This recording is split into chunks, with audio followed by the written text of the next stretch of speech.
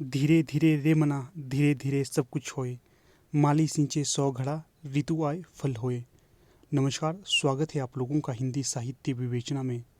तो आज की इस वीडियो में हम चर्चा करेंगे हिंदी साहित्य के अति महत्वपूर्ण प्रश्नों की।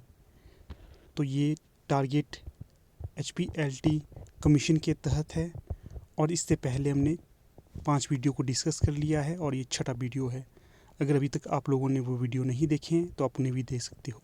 ये वीडियो हिंदी साहित्य की प्रत्येक परीक्षा के लिए अति महत्वपूर्ण है, तो आप इसे शुरू से लेकर अंत तक ध्यानपूर्वक देखें। तो चलिए शुरू करते हैं वीडियो को। पहला प्रश्न है,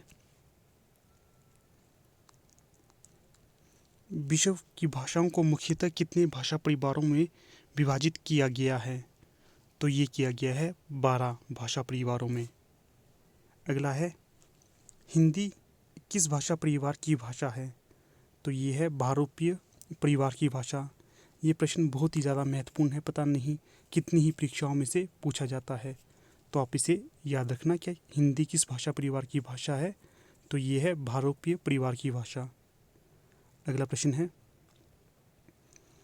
भारतीय आर्य भाषाएं किस परिवार से संबंधित हैं?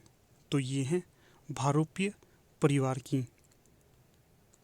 अगला प्रश्न है, निम्न में से कौन सी बोली पूर्वी हिंदी की नहीं है? तो जो यहाँ पर ऑप्शन है अवधी, छत्तीसगढ़ी, बुंदेली और बघेली। तो जो यहाँ पर सही उत्तर होगा तो वो होगा बुंदेली। बाकी अवधी, छत्तीसगढ़ी और बघेली हैं। अगला प्रश्न है 5वां, मानक भाषा मुख्यतः होती है। तो मानक भाषा उसे कहा जाता है जो परिनिष्ठित, शुद्ध और परिमार्जित हो, उसे मानक भाषा कहा जाता है। अगला प्रश्न है 6ठा, देवनागरी लिपि है। तो जो देवनागरी लिपि है वो अक्षरात्मक होती है, ये इसकी बहुत ही बड़ी विशेषता है। अगला प्रश्न है 7वां, कौन से अनुच्छेद में हिंदी को संघ की राजभाषा व देवनागरी को लिपि के रूप में मान्यता मिली है? तो ये मिली है अनुच्छेद 343 में। अगला है 8वीं अनुसूची में 92वें संशोधन द्वारा किस भाषा को सम्मिलित किया गया है? तो ऑप्शन है संथाली, डोगरी, मैथिली या ये सभी। तो जो यहाँ पर सही जवाब होगा वो होगा डी, अर्थात ये सभी। संथाली को भी किया गया है, डोगरी को भी किया गया है और मैथिली को भी किया गया है। तो अगला प्रश्न है, पहाड़ी हिंदी का विकास हुआ है। तो यहाँ पर बताना है कि पहाड़ी हिंदी का विकास किस अपभ्रंश से हुआ है या प्राकृत से हुआ है? तो पहाड़ी हिंदी का विकास हुआ है खस प्राकृत से। अक्सर ये प्रश्न भी कई बार परीक्षा में पूछा जाता है। अगला प्रश्न है 10वां, बिहारी हिंदी की कौन सी बोली बिहार से अधिक उत्तर प्रदेश में बोली जाती है? ये प्रश्न भी हिंदी साहित्य की प्रत्येक परीक्षा में पूछा ही जाता है, क्योंकि यहाँ पर जो बिहार की एक बोली है वो बिहार से अधिक दूसरे प्रदेश में बोली जाती है, अर्थात उत्तर प्रदेश में बोली जाती है। तो ये जो बोली है ये है भोजपुरी। अगला प्रश्न है 11वां, ईरानी महाभारत काल से ही भारत को हिंद कहने लगे, ये कथन किसका है? तो ये कथन था रामनरेश त्रिपाठी का। अगला है 12वां प्रश्न, प्राचीन भारतीय आर्य भाषा है। तो ये है वैदिक संस्कृत। अक्सर यहाँ पर आपके समक्ष ऑप्शन इस प्रकार से भी दिया जा सकता है कि ऑप्शन में होगा वैदिक संस्कृत और लौकिक संस्कृत में से प्राचीन भारतीय आर्य भाषा कौन सी है? तो जो यहाँ पर प्राचीन भारतीय आर्य भाषा होगी तो वो होगी वैदिक संस्कृत, ना कि लौकिक संस्कृत। लौकिक संस्कृत वैदिक संस्कृत के पश्चात सामने आई थी।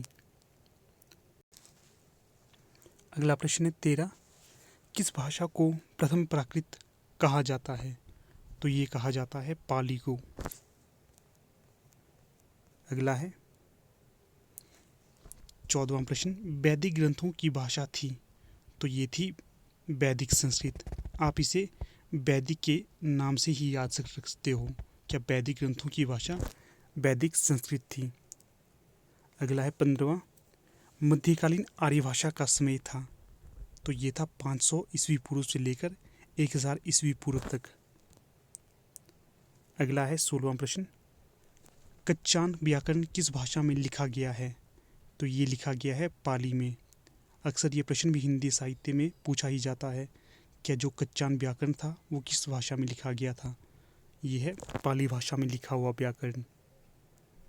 अगला है 17वां प्रश्न, मार्कंडेय ने मागधी की उत्पत्ति किससे बताई है? तो ये बताई है शौरसेनी प्राकृत से। अगला है 18वां प्रश्न, डॉक्टर नगेंद्र ने पहाड़ी हिंदी को कितने भागों में बांटा है? तो जो डॉक्टर नगेंद्र का हिंदी साहित्य का इतिहास है, तो इसमें इन्होंने पहाड़ी हिंदी को 2 भागों में बांटा है। एक है पश्चिमी पहाड़ी और दूसरी है मध्यवर्ती पहाड़ी। जो मध्यवर्ती पहाड़ी है इसमें आती है कुमाऊनी और गढ़वाली।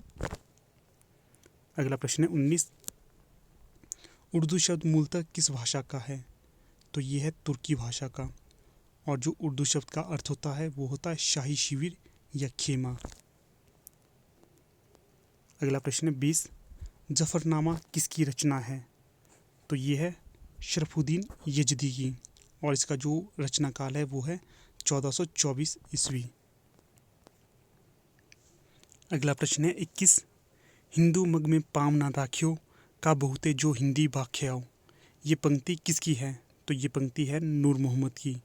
जो नूर मोहम्मद थे ये प्रेमाख्यानक काव्य रचना करते समय हिंदी भाषा का प्रयोग करते थे, जिस कारण इन्हें मुसलमानों की आलोचनाओं का सामना करना पड़ता था, जिस कारण इन्होंने ये पंक्ति यहाँ पर प्रस्तुत की है। अगला प्रश्न है 22, केवल अतीत ही वर्तमान को प्रभावित नहीं करता, वर्तमान भी अतीत को प्रभावित करता है। ये कथन किसका है? तो ये कथन है पाश्चात्य विद्वान टी.एस. इलियट का। अगला प्रश्न है 23, लहंदा और पंजाबी का विकास किस अपभ्रंश से हुआ है? तो ये हुआ है पेशाची अपभ्रंश से। अगला प्रश्न है 24, सिंधी का विकास किस अपभ्रंश से हुआ है? तो ये हुआ है ब्राचर अपभ्रंश से। अगला और अंतिम प्रश्न है आज का, हिंदी की कितनी उपभाषाएं हैं? तो जो हिंदी की उपभाषाओं की संख्या है तो वो है 5। पहली है पश्चिमी हिंदी, दूसरी है पूर्वी हिंदी, तीसरी है राजस्थानी, चौथी है पहाड़ी और अंतिम में है 5वीं बिहारी। तो ठीक है, यहाँ पर हमारी वीडियो का समापन हो गया है। अगर आप लोग अभी तक हमारे टेलीग्राम ग्रुप से नहीं जुड़े हैं तो आप लोग हमारे टेलीग्राम ग्रुप से भी जुड़ सकते हो, जहाँ पर आप लोगों को PDF और ज़रूरी अपडेट मिलते रहते हैं। तो ठीक है, यहाँ पर अपनी वीडियो का समापन कर लेते हैं। धन्यवाद।